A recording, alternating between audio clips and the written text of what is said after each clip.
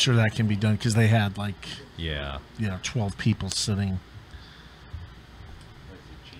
What? His name Gene. Yes. Hey, Gene. Is there any way we can pan that camera in a bit closer? Sure. Yeah.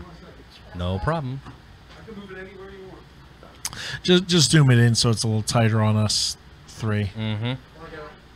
We're live. We are live. Start the broadcast. From New York. We are broadcasting. No, I know, but I can't see because it's blocking. Live from an undisclosed bunker. So good evening, ladies and gentlemen.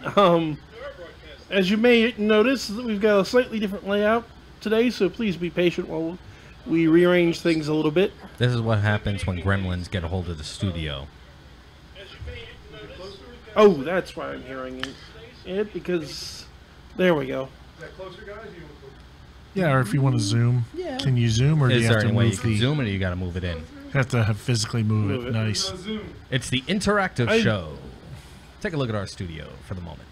We will be doing more. I think we're good there, Gene. That is perfect. Yes. Okay, good evening, ladies and gentlemen. Welcome to tonight's episode of Paranormal Encyclopedia.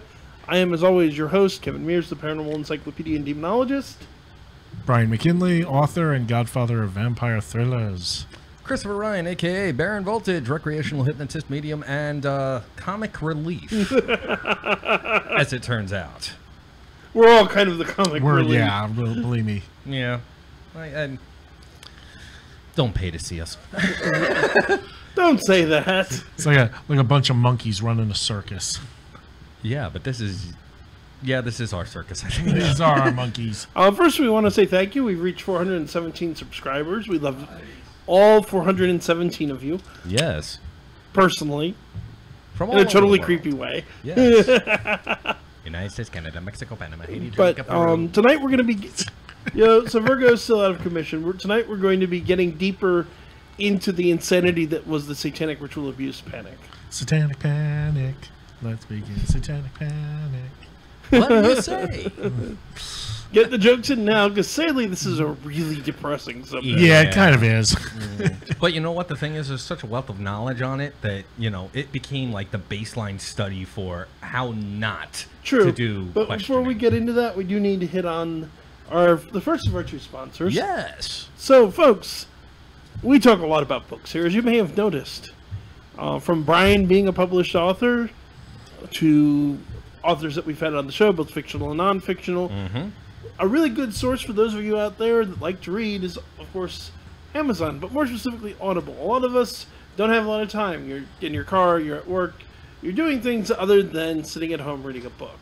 Audible is a great source for people who don't quite have enough time. You can listen to an audiobook on your drive into work, listening to it at home when you're doing something on the computer. I love to listen to it personally when I'm playing video games. Oh, yes.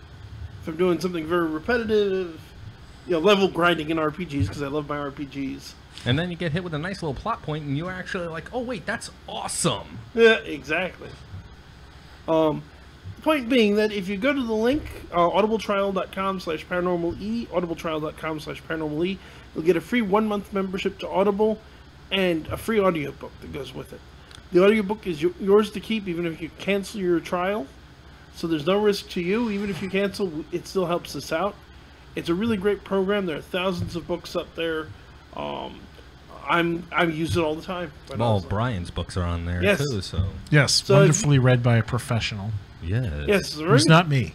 Yeah. But yeah, all three of Brian's books are up, guys. If you've been listening to Brian and you want to see what he's all about, Brian McKinley, look him up on Audible. Yes. Ancient Enemies, Ancient Blood, and Drawing Dead. Great fiction and good resource. Yes. So, and of course we'll be getting into Nord at the end of our show. Mm-hmm. But again, tonight's subject is sadly the extremely depressing Satanic Ritual Abuse Panic. Now, I can actually state a bit of, I guess you could call it a layman idea as to where things started with that, notably.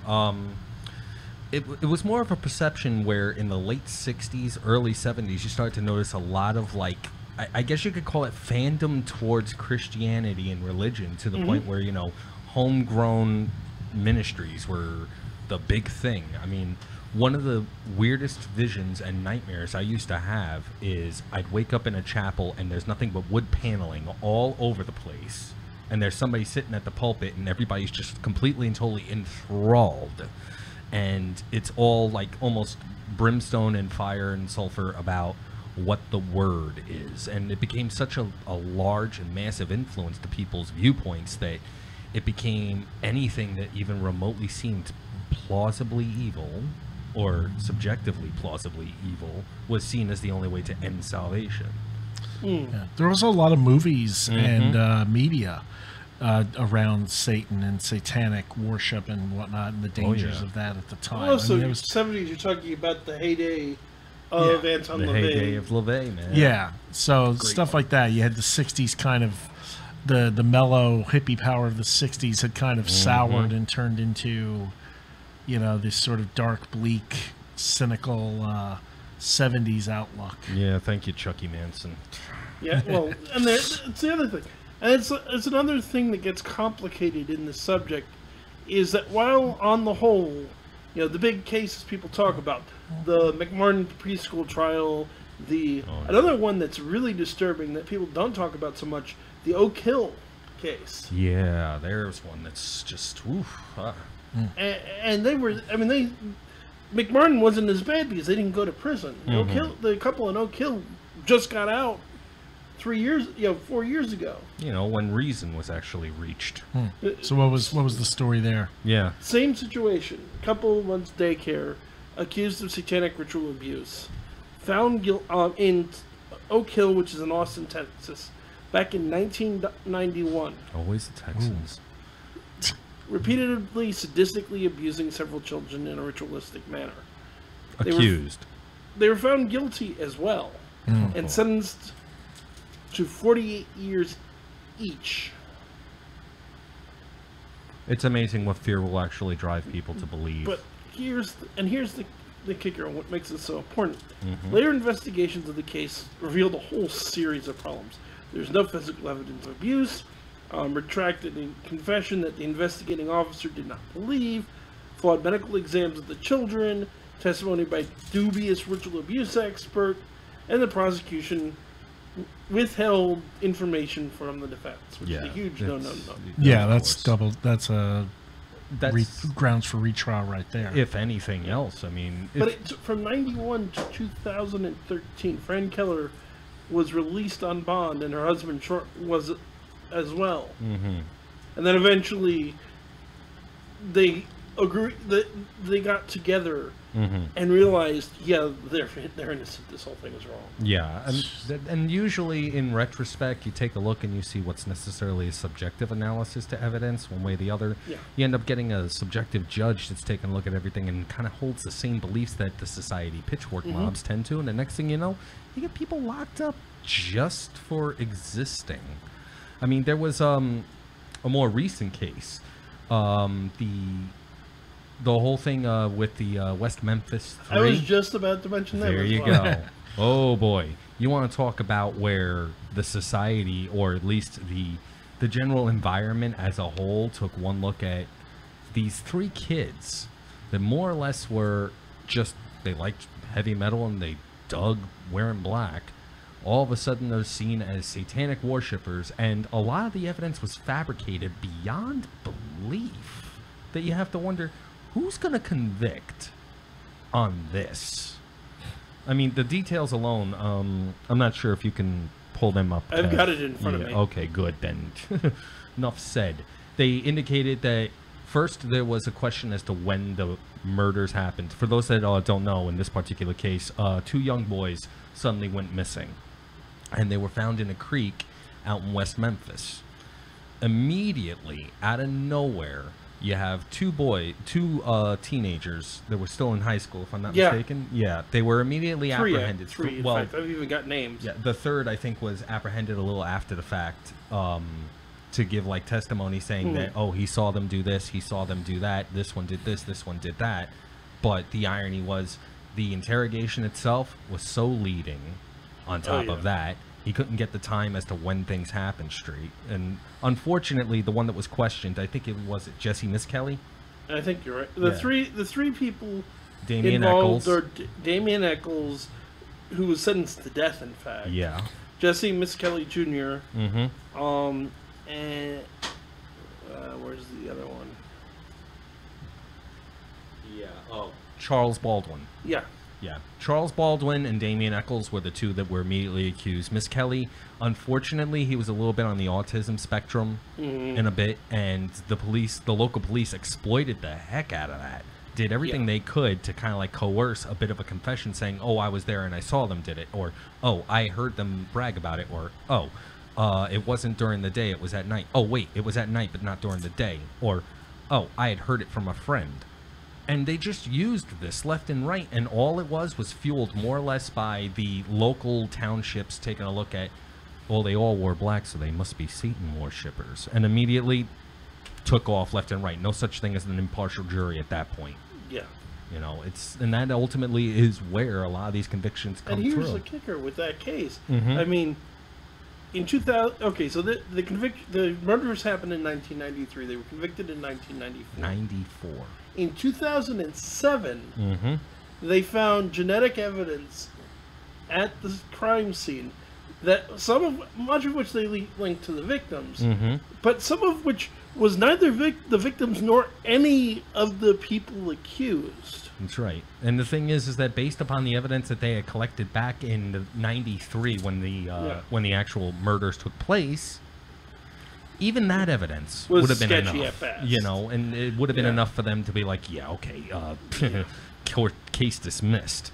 And then you got the DNA evidence, which immediately would have exonerated them too. And they didn't even necessarily get a retrial. They had to go through with a, what was it, it was a type of thing where they had to... They actually pled guilty to get out of prison. Yeah, it was a kind of like weird thing where they were saying, like, we did it, but we didn't do it, but we're going to say that we did it so that we can get out sort of plea. An Alfred no contest plea or something along those lines. Basically, ultimately they cut a deal, rather than go through the battle of a retrial and the expense of a retrial, the decision was ultimately reached that they pled guilty and they were released from prison. Because unfortunately there was no such thing as an impartial judge or an impartial jury that would have let them out, because everybody was more or less based on the whole idea that these were Satan worshippers.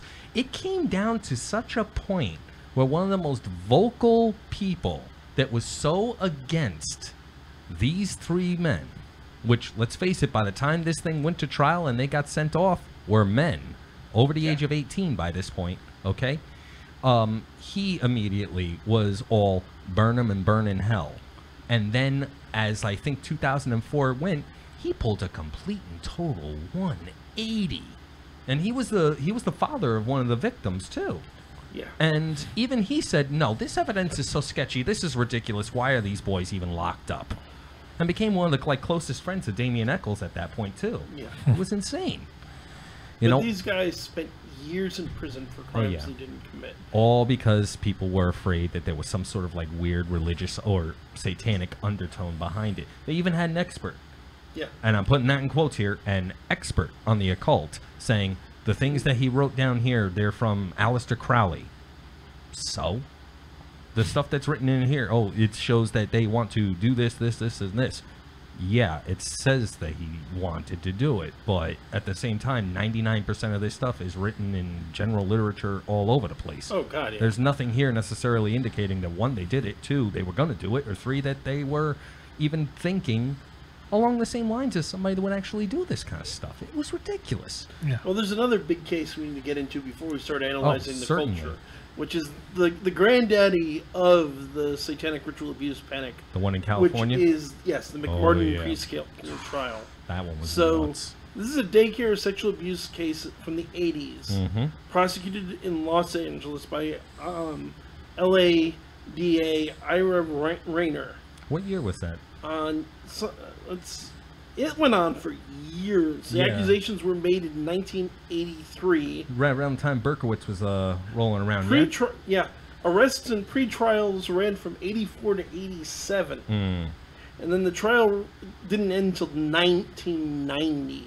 Yeah, you want to talk about the drawn-out process. I mean, even there, one of the longest running criminal court cases in U.S. history. Yeah, and it all came down to necessarily the. I think it still is way, the longest. It probably is. Think about it like this: who was the big serial killer during the early '80s, late '70s? All right, you got Ramirez. Yeah. Okay, you've got Berkowitz, both Yeah. of which were saying either A, the devil made me do it, or B, I work for the devil. Now you've got this massive national panic over people that are quote unquote being evidenced by the Dark Prince, quote unquote. Okay, now they're thinking all murders, all strange, instances of crime which aren't necessarily just I hate to use this term, cut and dry, black and white murder. Okay, there has to be some sort of ritualistic action behind it, and you get these. In fairness, detectives. in serial murder, Mm-hmm. well, it's not necessarily a cult. There often is a ritualistic element to it, how True. it's done. Anything that's personalized is going to be seen as a ritual. Yeah. Well, yeah, but there's a fantasy element to a There's- serial yeah. killer's motivation that works very much with ritual. This is important, and I want to get into this because this goes Please. into the psychology. But I want to get a little more of the information about what happened at McMartin. Please. So, you have this daycare. Hundreds of children get interviewed by the Children's Institute International, which is a therapy clinic run in LA. Interviewing techniques are what we were talking about last week with leading questions. Hypnosis gets involved. All creating these horrific memories of abuse. NLP, not hypnosis. I want to make that distinction. Okay. At the time, I don't think people were as aware of the difference, so they usually just got labeled hypnosis. Understood. And years, one of the longest, if not the longest, it was certainly the longest up until that point, criminal trial in U.S. history. Right. And no convictions. Physical evidence was non-existent. Of course it was. Several of the kids later came out and admitted it didn't happen. They knew it didn't happen. They talked to their parents. There was, and this is another thing, you get into the psychology of the situation. It isn't just like we were talking about false memories.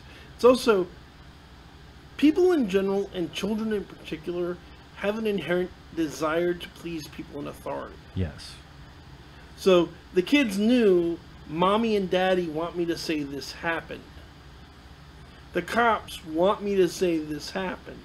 The one with the badge is saying something happened, so I don't want them to be mad at me, so I'm going to say something happened. And also the reality of the situation is, your little kid, you just don't remember. It definitely happened to you. You just need to remember it. Eventually, even an adult, if you push that long enough, they're going to start to go, well, maybe I am just not remembering.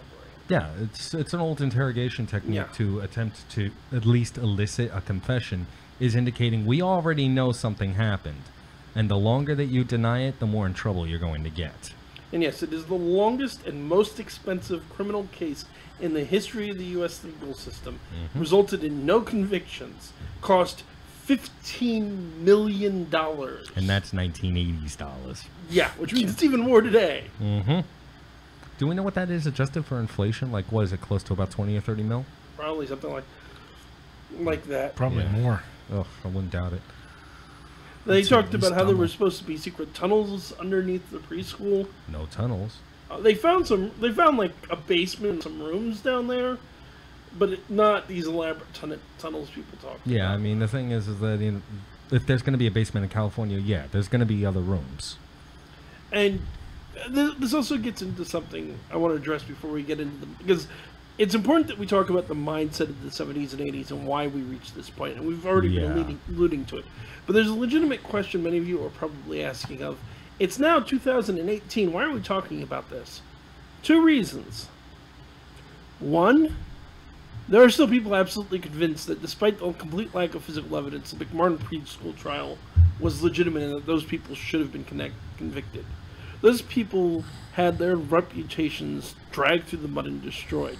The people that at Oak Hill spent years in prison. They only got out 4 years ago. The West Memphis Three only got out in 2011. The evidence wasn't there. And here's the really scary thing. If you think that this is a thing of the past, you're very mistaken. Case in point, the Earth is flat. That doesn't worry me nearly. I'm not a fan of that, but I'm not. I'm not a fan. It's more along the lines of, if you are still capable of having that viewpoint, there's nothing that could be put past anybody to believe. I mean, there are some things, there's a statement of beliefs and understanding, and then there's just plain, what are you, freaking stupid? Vaccines cause autism. Really? Yeah. Really? Not just that, though. People still make accusations of satanic ritual abuse. Oh, of course they do. There's, It hasn't gone away. It's just, it's gone nowhere near as much mainstream, but wait. Just wait. Bible Belt is still pretty mainstream. It never died down. Yeah. It's just newscasters stopped actually taking the story seriously after the whole thing that happened in California. They're like, okay, really? We just spent millions of dollars on a case where this supposedly happened, only to end up with egg on our face and realizing it didn't? Yeah, I'm not necessarily going to cover that story either. You know, and then you had the stuff with the West Memphis, even more so. It became almost a mentality of, if we're going to believe this, let us see the proof and evidence that something did happen. Yeah. You know, because there's too much panic. Panic, by definition, is having an emotional reaction without substantiated or quantifiable evidence to justify the emotional reaction. Plain and simple. Well, and the weird thing is, I mean, it's one of those things where it's not unbelievable. The idea that, yes, at some point, somewhere, a kid could be abused at, like, you know, a preschool or a daycare center. Okay, something like that is believable, and it's everybody's, you know, worst nightmare in that situation. But the idea that there could be some sort of organized, you know, widespread conspiracy that's doing all this, that's where you start straining, you know, credibility. Well, here's the thing, and this is another frightening, layers of how disturbing this whole thing gets. There are conspiracies of silence to hide pedophile rings. Yeah. Yep. Do you want to talk about? I mean, as much as I don't like to bash on them, do we want to talk about what the Catholic Church has covered up for decades? I'm living right in the middle of it. I live in Pennsylvania, so yeah. Yeah, the huge revelation. The Jehovah's Witnesses have had similar revelations. Yep. There are. I mean, I ain't gonna touch the Pizzagate thing with the 100-foot pole. No, that was ridiculous. Yeah, but it goes back into the fact that these allegations haven't died. Right. Yeah, the fact that kind of stuff could still pop up. But here's the thing: they haven't occasionally uncovered evidence of, and certainly, you don't find them obviously on the open internet or publicly speaking, because what they're doing is illegal as hell. But there are, you know, pedophile rings are a thing. Yeah. You find them on the deep web, where they exchange kiddie porn. They plan trips to countries where underage sex is more legal. You know, there are. They actually will even sometimes pass victims on to each other. Yes. As they age out from one to another. Not to mention the whole really serious sick issue of human sex trafficking. Yeah. Yeah. And child marriage. And here's the thing. Well, here's one of several things. One, we know, you know, it is not true to say that there has never been any cases of child sexual abuse that it contained a occult satanic element. But the evidence suggests that the few, and let's be clear, it's happened, it doesn't happen very often. The few times where it has happened, most of the evidence actually suggests that no, the abuser wasn't an actual Satanist. They were a psychopath who heard about the huge panic, and they used the trappings to discredit their victim. Now I can speak in regards to this. The tenets of Satanism. There is one key rule in there. Okay, not even just Levian Satanism, which in and of itself is something I'm very familiar with. Yeah. If it can't defend itself, it can't speak for itself, or is an innocent, if you touch it, we will destroy you.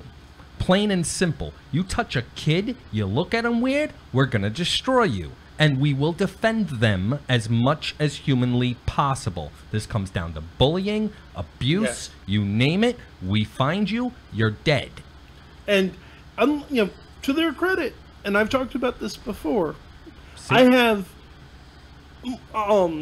philosophical disagreements with the with LaVey's Worldwide Church of Satan, particularly. The Satanic Temple, less so, because it really is more of a political movement. Yeah. But I will give them endless credit of there's documented instances of somebody reported to the Church of Satan they were going to commit murder in the name of Satan. What did the church do? Turn them into the cops. Yeah, because you know what? The thing is that, I followed it. And not for nothing, we are the biggest defenders of the innocent. We purposely, it's all in our key thing. We don't harm anyone unless they're directly harming us, okay? If somebody's innocent and being harmed, we're well within our right to step in and stop it from happening. Yeah, and we are the most outspoken people against those that seek to abuse and use. Look up the Satanic Temple and see the stuff that they're not the hype, but what they actually do for kids. They do a lot of good. Oh, yeah. And because Satanism isn't necessarily an evil thing, it's more along the lines of they are against what the establishment attempts to push. Well, the problem that you have, and I've talked about this in the show before, is there's fundamentally four, and even there, it's an oversimplification to say it, but there are four types of Satanists. We did a whole show on that.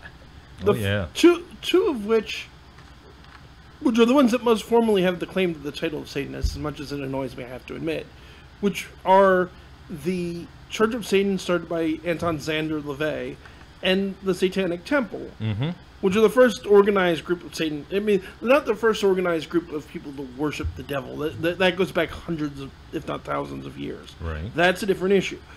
But they're the first organized group to claim the title. And they're not the one, there have been there have been murders committed by people who identified as Satanists, like Richard Ramirez, David Berkowitz. There have been murders committed by out-and-out practitioners of the occult. Adolfo de Jesus Constanza being one of the most prominent, though he was Palo Mayombe, not Satanism, which is a show unto itself. But they're, by and large, there's atheistic Satanists, which is what I'm talking about, are not a problem. No. And the thing is, they're atheistic Satanists. They don't believe in God, and they don't believe in Satan either. The main reason they call themselves, let's be honest, the main reason that Anton LaVey called his group Satanism was to piss off religious people. Yeah. And I'm pretty sure he admitted this. Oh, yeah, he did. It was in one of the original preamble of the Satanic Bible. Yeah. We don't believe in a deity. We merely are there to cite where we feel the ignorance exists. And it's catchier than the Church of Hedonism. Oh, yeah. And offshooting from that, you do have theistic Satanists. Oh, yeah. Particularly Michael Aquino, who started this, who split off from the Church of Satan to create the Temple of Set, who actively believed in Satan. Not just as a theoretical force, but an actual spiritual being. And even, Aquino's got his own issues, but the Church of Set isn't as horrific as people think of the people who actually worship the devil. There is a subsection of actual devil worshippers out there, and some of them do get up to sick stuff. The most common group of actual devil worshippers that actually commit violent crimes are teenagers. Yeah. And those are mostly the ones that take a look at what could be considered stereotypically, it's in the name of Satan. They're not following any particular rule, doctrine, and or faith or belief or lack thereof. They made it up themselves. Yes, because they see it, They're they think it's movies cool. And heavy metal albums. Which unfortunately all comes down to the stereotypical idea and influences from, I hate to, box it in here, from what Christianity's viewpoint as to what Satanism is, from what could be considered the moral right of what Satanism is, and therein lies the bigger problem. Let's face it, those that have a tendency to preach, we're Satanists and we're doing this and it's all bad, are usually Christians. Yeah. I mean, think about it. Ramirez wasn't part of any sanctioned temple of Satan whatsoever. No, but he you didn't know? claim. Oh yeah, he himself a claimed devil it worshiper. mostly because he knew that one, he was a little bit on the nut side. Let's start there. Yeah. A little Okay. more than a little. That's one. A little that. bit's an That's not necessarily hyperbole. And then you've got Berkowitz, who was more or less saying, "Oh yeah, there are devil worshippers," but at the same time, where are they? Yeah. Well, and Berkowitz was really mentally There- ill. Oh yeah, he admitted it. Berkowitz is an interesting case. I'm inclined to think there was some kind of occult practice going on there, just by virtue of his ultimate claims. He did take responsibility for some of the murders. Mm-hmm. He claimed that other ones were committed by other members of the cult, and there have been similar killings that have taken place in New York since his imprisonment. Now, you can make an argument about copycats versus Actual whatever. practitioners. Yeah, Yeah. but there's also the reality that since he's gone to prison, the man has never sought parole. He's never sought to get out. He doesn't want it. He freely states he deserves to be in prison, and he's become He got born. He got saved. He got Quote, unquote. saved, and well, you know what? I'll give him credit for the saved because his actions in prison since his supposed becoming saved have been exemplary. It's amazing what, therapy, Yeah. the proper meds for those that are mentally unstable Yeah. can do. It really takes you out of the I think darkness. there's some truth to what he said. Yeah. I think there. I mean, I again, don't think he acted alone. no. But I will legit say this, and this is more on Yeah. my viewpoint. I think it was more along the lines of, if there was a group of people that he was with, they labeled it as Satanism, just if anything, because they legit took stereotypical viewpoints and Yeah. said, this is in the name of this. Well, there's the teenage Satanists, but there is an older group of devil worshippers who go back. I mean, there are grimoires from the Middle Ages about how to summon demons. There is an old idea of making these contracts and all the. The 20th century and the Christian moral right didn't invent these things, and lo and behold, a fair amount of it was invented by the medieval church. But we have record that whether it's the church invented it and people copied it, or the church caught some people who were actually doing it, some people actually did practice this stuff in the Middle Ages. And you know what? It was mostly inspired by literature back then, because back then, if you managed to get a hold of an actual written grimoire of somebody, that was like gold, and you followed every single word, because the mentality was they actually took the time to write this down and bind it, so it must be true. I mean, case in point, The Witch's Hammer, Malleus Maleficarum, Oh, God, that- Sprenger, okay? That thing was all written by a guy that was, one, sexually frustrated, angry, Extremely and misogynistic. extremely misogynistic, and a lot of churches, especially over here stateside, even though it was written in Germany at the time, okay, took one look at this and said, well, this is signs of influence of the devil, so if anybody has this one way or the other, that must mean they're of the devil. And anybody that was inspired to actually blame the devil said, okay, if we want to actually do this, let's do everything that this book says is bad. The irony, It's of course, bad. being it was written by a Catholic, and It was written by a Catholic with the a Puritans falsified weren't papal real fond bull. of. Yeah, the Catholic Church didn't approve it. Nope. It was written by. Was it Kramer? It was It was Kramer and Sprenger. yeah. But it wasn't written by both. No, it was written by Kramer. He tagged Sprenger's name onto it. Because Sprenger back then had a little bit more credibility to him, and then just as much as that, there was a papal bull that was written in the original preamble, and nobody bothered to question it because, one, going all the way to the Vatican to verify it was a bit of a multi-month trek for It starters. wasn't like you pick up your, hop on the internet and email the Pope. And unfortunately, back then, a lot of people's mentality was, well, it's the Pope's name. Yeah. It's right Yeah. here. It has to be How true. would they know whether it was legit or not? They don't know what it looks like. And Kramer got some shit from the Pope over. Of course he did, because the We'll moment get that the back. Pope was like, wait a minute, you put my name on this? Are you nuts? Yeah. But the word didn't necessarily spread because we didn't have Facebook, we didn't have Which email, is- we didn't even have written correspondence back then unless somebody actually took the letter by hand. There's another thing you run into is there's a core set of accusations that gets dredged out every couple of decades. It's been going back thousands of years. They get aimed against marginalized groups. Child abuse, cannibalism, ritual murder, You'll notice all of these were parts of the Satanic Ritual Abuse Panic. Oh yeah. But the Jews were accused of it by the Nazis. They were accused of it again by the Roman Catholics. The Knights of Templar were accused of these things. The Christians themselves were accused of these things by the Romans. The Jews were accused of these things by the Romans. And then let's modernize it a little bit. Yeah. You come from a part of town that isn't necessarily upper class. You must be doing something illegal. You don't necessarily dress in highfalutin high gear that usually gets bought off on 7th Avenue. You must be into something bad. You're of a particular skin color. You must be doing something bad. Yeah. And most of these people use their own moral standpoint along the lines of, well, we attend church every single Sunday. These people must not. They don't look like they leave the trailer park. Or they practice the wrong church. Or they practice the wrong church, because if they practice the wrong church, they'd all be just like us. Which is a whole other situation you run into.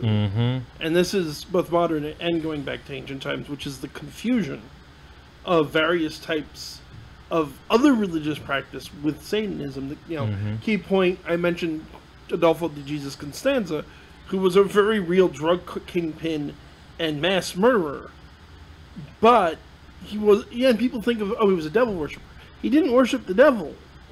I mean, there's some evidence he may have worshipped the devil among other things, but he wasn't a Satanist in any conventional sense. You think he practiced a radical offshoot of a radical offshoot of something resembling voodoo. And was it the Orisha or was it the Loa? It's called Palomayumbe. It's another one of those.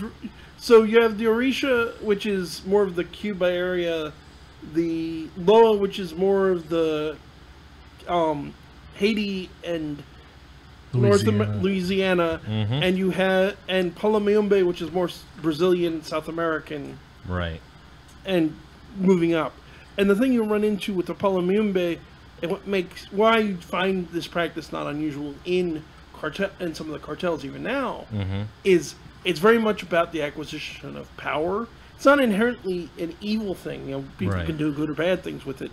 But there is a certain degree of power for power's sake in religious philosophy that lends itself to dangerous people like Constanza. And therein lies another bit where you have what could be considered the ideal, which a lot of external countries along South America, Mexico, whatever, they take a look at the idea of the United States. And their mentality stereotypically is those that have the power are those that prosper. And they're willing to do anything they can to get to it, up to and including what is perceived as violating the faith of the faithful, and doing everything possible up to and including eliminating those of the faithful. And then it gets labeled as satanic. It goes into the whole mentality of, if you're not of our church, then you must be of the devil. Yeah. And, it's a sad thing. It's a dangerous, very slippery. Oh, gosh, yes. Now, are we going to take call, or? I was going to say, we're nearing the end of the show. We blew past our usual half-an-hour mark. Oh, but it's such a diverse topic. Yeah. If anyone would like to call in, it's 609-807-2492. 609-807-2492. We'll be here till 7:30 yet, so feel free to add questions, comments, and concerns. And again, the thing to realize is, one, the accusations themselves aren't going away. Nope. Two, the mindset that led to these accusations still prevails in our culture. Yes, that's the real problem. Yeah, the mentality of fundamentalism. If you want another very similar example, it's not even fundamentalism all the time. It often is. But if you want another very similar example of mindset that very much resembles the ritual abuse panic, and even the evidence of the ritual abuse panic, it's the alien abduction thing. Right? Oh, yeah. And that's not really a right-wing Christian thing. No. That's a south of the Mason-Dixon kind of thing. Where this gets disturbing, because people are like, sorry to our southern audience. I tend to share it. There's this feeling that, the alien abductees are just crazy people and it's no big deal. And here's the problem with that.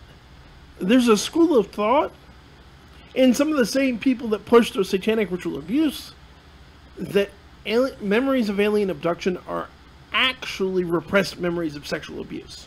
And therein lies, this is where I can chime in very lovely here. Yes. Thank you so much. Okay. let's talk about repressed memories a moment. I know we touched upon it in the last show. Yeah. Let's do another little dip in the water. Okay?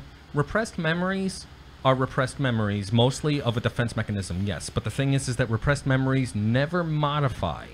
It's being thrown against a wall, and it's always in the safety of, for the sake of self-preservation. People that say an alien abduction is really just a sexual abuse memory coming to the surface, no. That's somebody purposely trying to look for something to blame and trying to label off, well, they can't be crazy. I don't want to believe they're crazy, so it must be a repressed memory of sexual abuse. That's the only thing that could possibly be. It's a very Freudian kind of approach to... Freud. So everything comes back to sex. Yes. Freud was a sick prick, and so is everybody else that seems to quote him. No.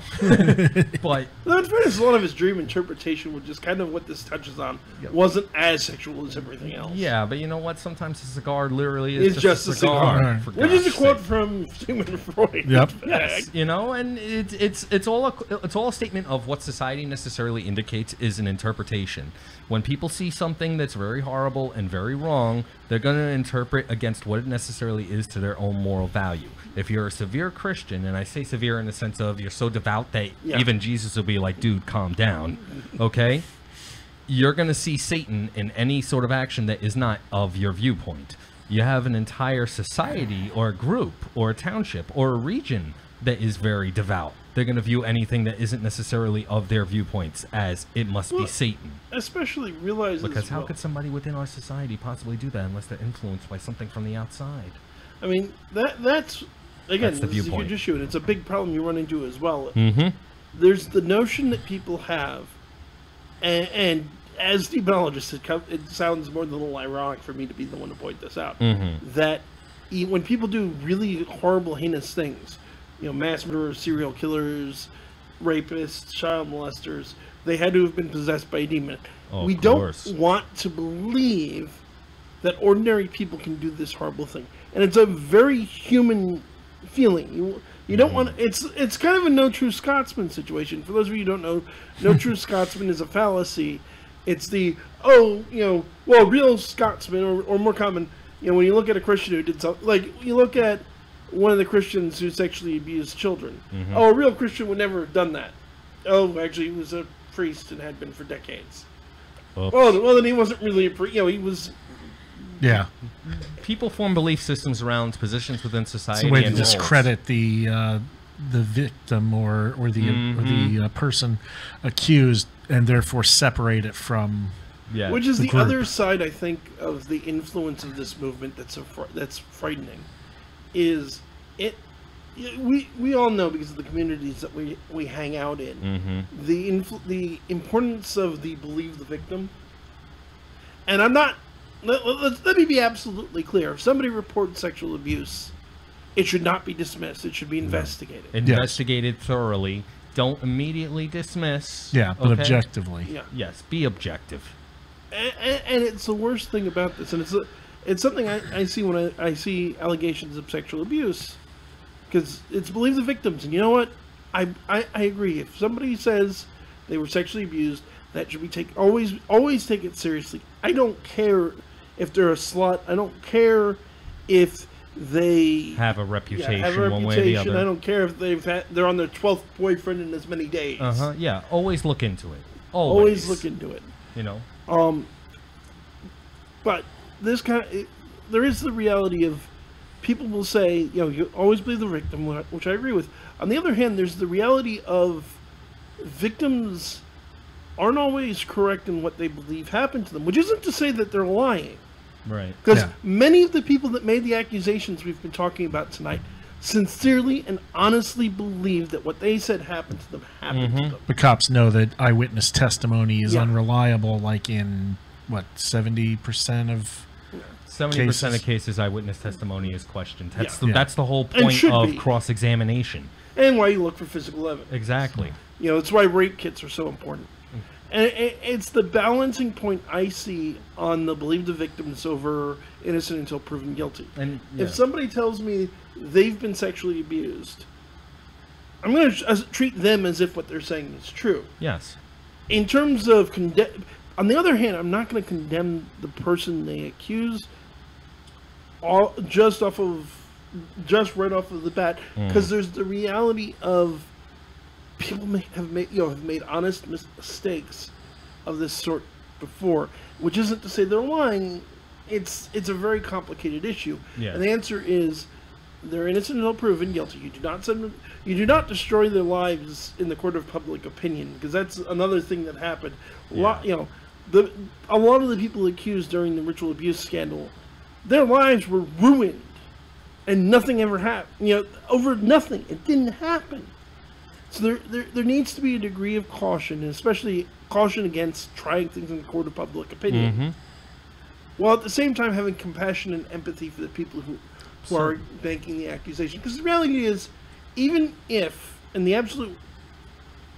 more likely worst case scenario, because the reality is studies done by the FBI and psychiatrists and things of that nature show it's very rare for somebody to lie about having been raped. Right. Very unlikely. It's not to say it never happened, but it does. Mistakes are made. Especially if someone who's drunk, blacks out, confusion happens, mistakes are made. You don't assume they're lying. You don't assume they're lying, but get the police involved. Yes. Get a proper investigation going, and find out what actually happened, because people's memory is unreliable. Yeah, I mean, if anything, if an accusation comes through, you want to what? View it as an open door to investigate. Yes. That's just it. Not necessarily And to be blind empathetic belief to and the person. charge forth. Yeah, definitely. If somebody says that something happened, look into it. Yes. Definitely look into it. That's the one time where you can see a big flag that flat out says, do not dismiss. That doesn't say judge immediately in favor of or against, but it also means don't judge, even in the positive. Because if something is necessarily accused, you got to wonder, one, what your perception is. Is it necessarily against somebody that you have a personal opinion of, or of a group that you have an opinion of? Or are you necessarily only believing what you're believing because you don't want that particular person to be associated with the group that you have a subjective opinion of? And that ultimately is where it does come down. Christians don't want to believe that a Christian is capable of something like that. No one so wants, they'll yeah. throw out the whole they're not real of one way or the other. So they're going to do one of two things. Either A, they're going to try and immediately debunk something so that this way the group stays intact and the person that has this influence is going to stay in, or they're going to immediately have that one person, well, they weren't really part of us. It's like with the MCU. Yeah.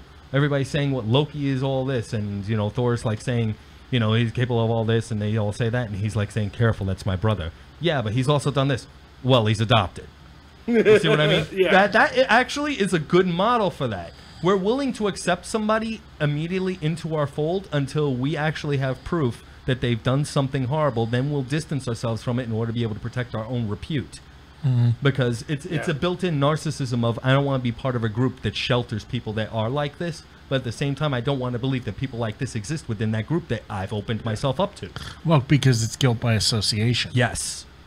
And I mean, another thing, because you will run into whole other issues. So there's plenty of sects of Christianity who didn't consider Jehovah's Witnesses and Roman Catholics Christians long before the accusations came to light. So in that case, I have a degree of sympathy. It's like, okay, yeah, they're saying this, but they've been saying this for decades. The reality is they're not the only ones the accusations come out about. They're just the widest spread because they're two of the most insular and organized branches of Christianity. No, sadly, this happens all over the place. Oh, yeah. In almost every organization. And those with the loudest voices tend to be the ones with the biggest signs over their heads and And the biggest microscopes. And there's a reality as well of the unfortunate ugliness of when a crime that violates trust on such a fundamental level as the sexual molestation of a child is I hate to put it this way, but it's kind of more evil when it's a person in a position of trust and authority. Because you're violating more than just the person's individual, it goes beyond just harming the person. You're also harming the position of authority. You're harming the society and group as a whole, because when you actually get a title like that, you're responsible for the image of the society as a whole. You've taken on as being the poster child or a particular individual that represents that group. Yeah. So when you get that kind of power and you abuse it, it means that everybody that put them there is guilty as well. And everybody that necessarily praised them gave them the tools and the capability to do this as well. So now other people feel guilty as well. And the wave of guilt will radiate from that single point onward. Because then you look at, well, who appointed them and knew this? Because wasn't there like accusations? I hate going back to the Pennsylvania Cardinal and all that. But apparently they said that they knew about this like years ago and purposely tried to, oh, he's better now. Really? And then more accusations came out after the fact. So now it's like, okay, well, who do you blame? Around from parish to parish. Yeah, like who necessarily are you going to blame? Are you going to blame the individual priest, or are you going to blame those that let him keep going? Yeah. Now the wave of guilt is going wider. And as Amisha sitting off camera both. pointed out, you blame them both. Yeah. Well, of course, you blame them both because there is Yeah. a sense of And responsibility. The It just initial grows. action is the responsibility of the Yeah. one person himself. The The fact that cover-up once nothing was done about it, then it became an issue of everybody else's Although, Oh yeah. taking I on will blame. say this, because I have seen this, and I want to make a very clear point about Catholicism, and for that matter, Jehovah's Witnesses. The Catholic hierarchy has done some horrible things. Yeah. It's come to light. Keep in mind, there are many lay people who just are believers in Catholicism who are good and decent people. Yeah. There are a number of perfectly good and decent Catholic priests that are as disgusted and horrified by this as everyone else. Yeah, they're usually the ones at the head of the line ready to actually lynch these morons. I am not defending or excusing those in power who have covered this up for far too long. But the logical fallacy-wise, there's the idea of appeal to consequences. Just because some of these people did a horrible, absolutely inexcusable thing doesn't make them all evil. No. Jehovah's Witnesses are another one. I have my issues with the Jehovah's Witnesses to the point I may try and get one of the ex-members of that group on at some point. But the reality of it is the problems I have with Jehovah's Witnesses and the fact that there is also a huge cover-up scandal going on with sexual abuse and them sheltering people. It isn't the day-to-day people that do this. It's the people in positions of power and authority that are covering things up. Yeah, There we go. the ad, so we can do our last ad. I was just gonna sneak over there and grab it. The people in authority do some horrible, have done some horrible things. The average people are often decent people, as disgusted by it as the rest of us. Sadly, it is coming up on the end of the show. Nice. Hopefully next time we have a more enjoyable topic to cover. Oh no, this is an enjoyable topic because you know what? It informs. It's informative. It's an important topic, but I feel like a shower every time I do the research for a topic like this. Oh yes, definitely. Yeah. I actually have a vote, and if you assume if Virgo's back, we'll have Virgo on, which will be much more pleasant. Certainly. If not, my vote is that we do Angels next week.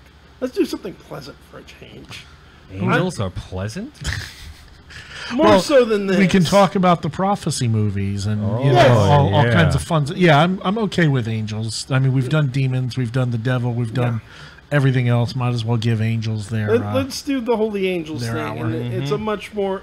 It is a more pleasant, if not as pleasant as people think, topic. Can be, and they're awesome and powerful and destructive as well as. And they've saved bolstering. my ass more than once. There you go. Well, see, there we go. We can actually have like personal experiences and whatnot. So There's a reason why I'm called Deadpool. Okay. I also want to remind people, patreon.com/demonology, patreon.com/demonology. We're looking at a chance to go to 2 hours again.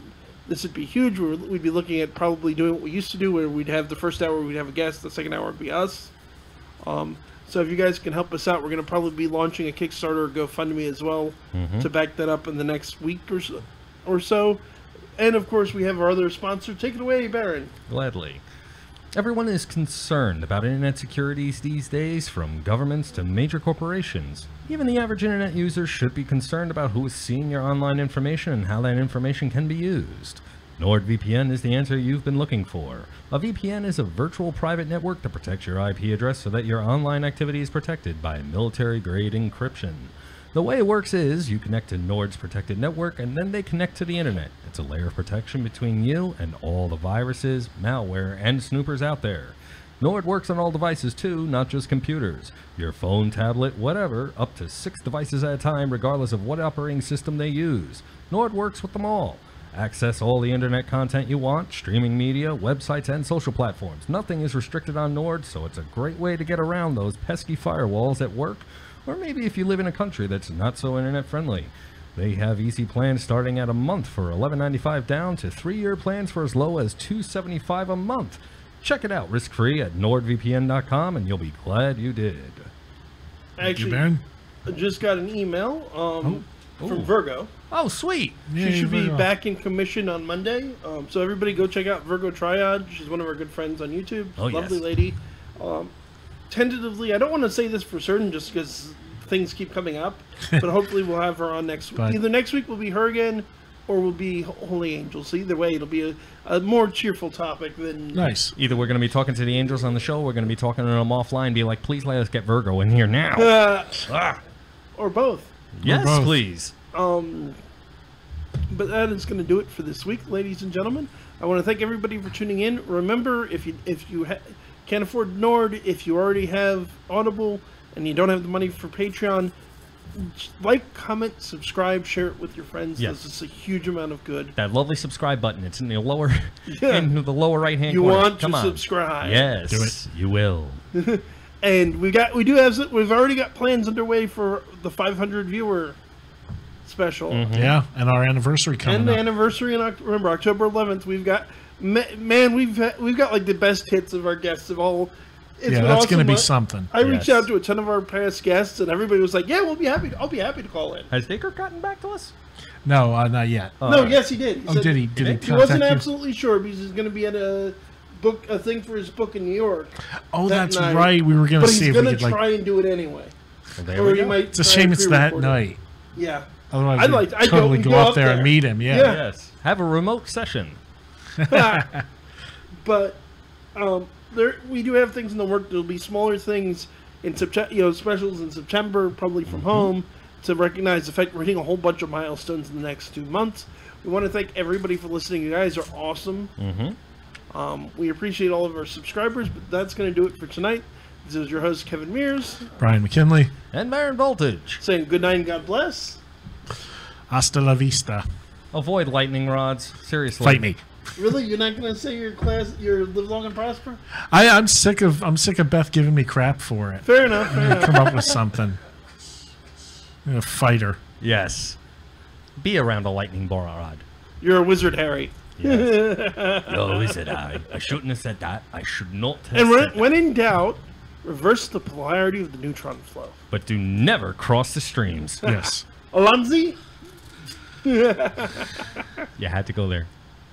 Okay, and we're done? Okay, so do we have time to film real quick the promo thing? Yeah, you want to film it or a video? What do you mean, audio?